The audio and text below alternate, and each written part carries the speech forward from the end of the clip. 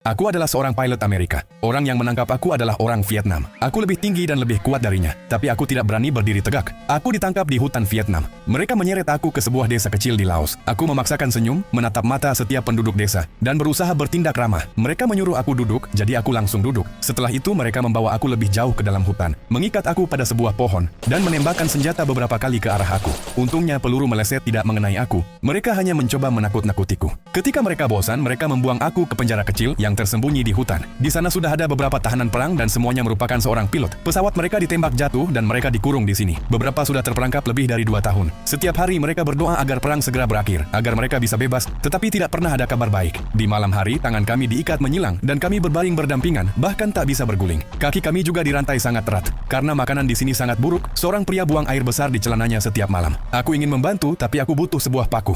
Hanya ada satu paku yang tertancap pada tiang pos penjaga. Aku menyuruh teman-teman untuk mengalihkan perhatian mereka. Kemudian hanya ada satu penjaga yang tersisa di pos, orang kerdil yang terlihat ramah. Aku berjalan mendekat dan berpura-pura meminta odol. Aku menggunakan tangan satunya untuk menarik paku itu. Saat kembali ke sel, aku mengasah paku itu dengan batu hingga menjadi sebatang besi tipis. Malam itu, aku berhasil membuka borgol dengan besi tersebut. Akhirnya, kami bisa sedikit lebih bebas bergerak saat tidur. Setelah itu, aku mulai berpikir untuk kabur. Aku melihat betapa lemahnya para penjaga. Melarikan diri tampak tidak terlalu sulit. Tapi seorang tahanan perang lain mengingatkan aku bahwa bagian tersulit bukanlah melarikan diri, melainkan bertahan hidup di hutan. Hutan adalah penjara yang sebenarnya. Tidak ada air, tidak ada makanan, dan dipastikan kami tak akan bertahan lama. Namun, aku menolak untuk percaya hal itu. Makanan di penjara ini sangat tidak layak, bukan hanya untuk kami. Bahkan para penjaga pun merasa kelaparan. Ketika makanan benar-benar langka, mereka memberi kami semangkuk ulat sagu. Tidak ada pilihan lain, makan itu atau mati kelaparan. Kenapa begitu buruk? Karena pesawat pembom kami telah menghancurkan ladang mereka. Tidak ada panen, semua orang kelaparan. Suatu hari, seorang tahanan perang Thailand mendengar para penjaga sedang mengobrol. Mereka sangat kelaparan dan ingin kembali ke desa mereka untuk makan, jadi mereka merencanakan untuk membuang kami ke hutan, menembak kami, dan berpura-pura kami kabur. Dengan begitu, tidak ada yang akan menyalahkan mereka. Kami tidak punya pilihan selain kabur. Jadi kami memutuskan untuk bergerak keesokan harinya. Untungnya, aku sudah merencanakan ini selama berbulan-bulan. Siang itu, saat para penjaga sedang makan, aku memakai cermin untuk mengintip keluar. Setelah yakin situasinya aman, aku membuka pagar. Pertama-tama, aku mengambil senjata mereka dan membagikannya ke teman-temanku. Kami lalu berpencar dan bersiap menyerang. Di dapur, ada 7 penjaga yang sedang makan. Tepat sebelum kami mulai, salah satu temanku terlihat sangat gugup sampai dia muntah. Aku menggertakkan gigi, sudah tidak ada waktu untuk ragu.